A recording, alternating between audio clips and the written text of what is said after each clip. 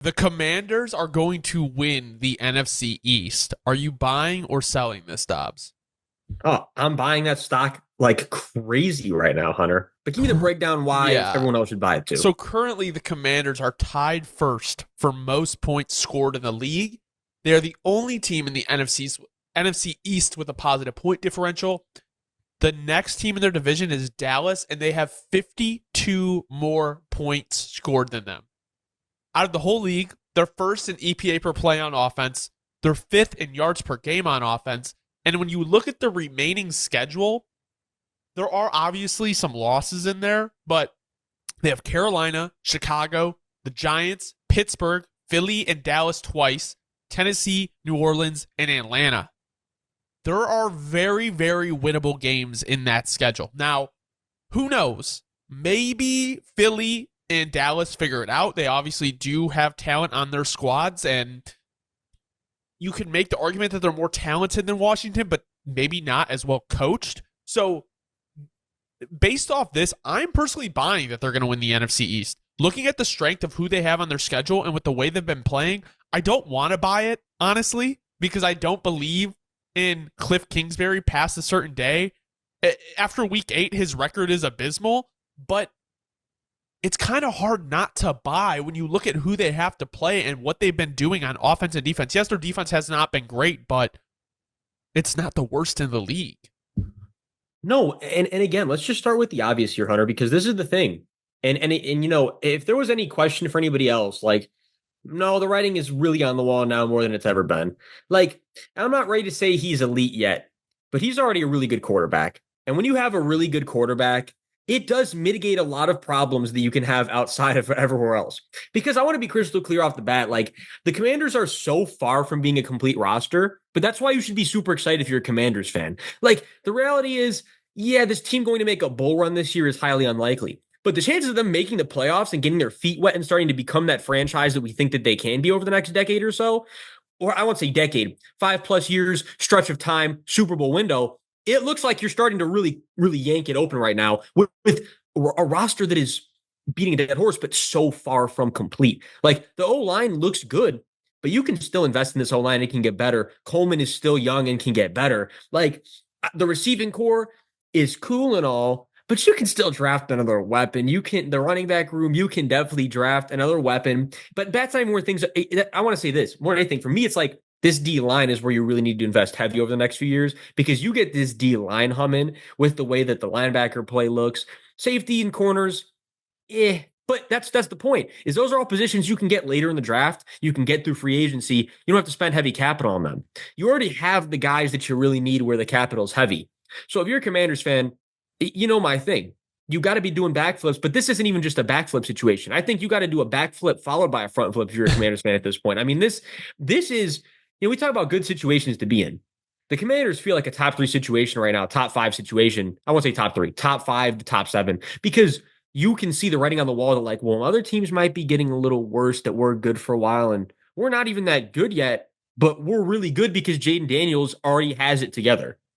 Yeah, I mean, I guess my thing is I really need to see this team on the back end of the year. Like that is what I'm dying to see because I just do not have faith in Cliff later in the year.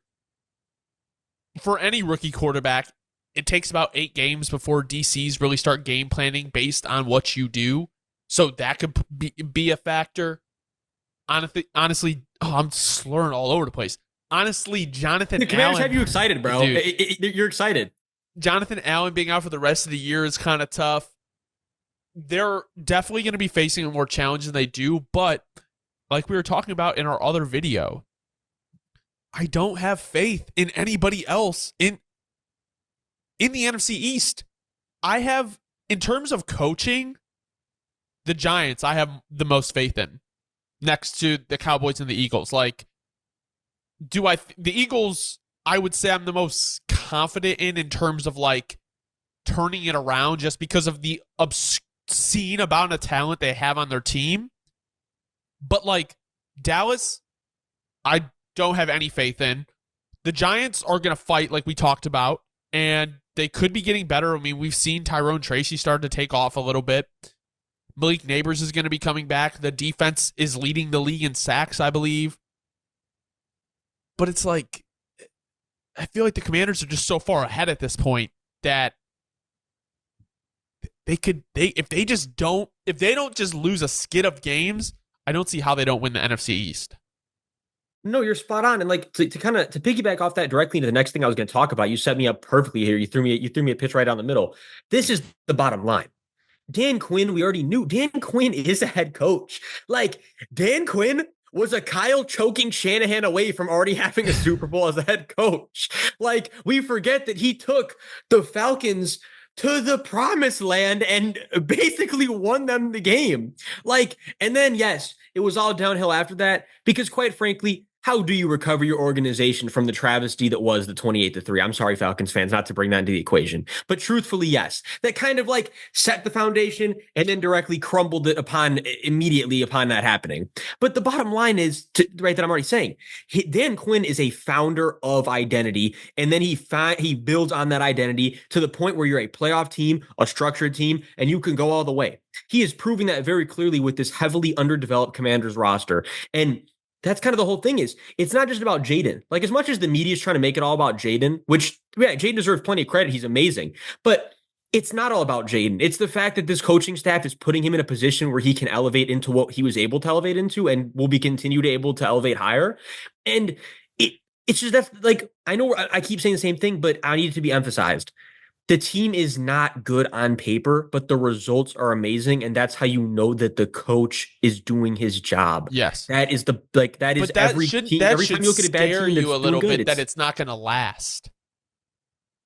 But that's the thing, it's going to last because I'm more concerned about the defense than I am the offense, honestly. Like I don't know if it's going to keep up playing the way it is. But that's the thing, and again, a lot of people, maybe younger fans, don't know about Dan Quinn's history.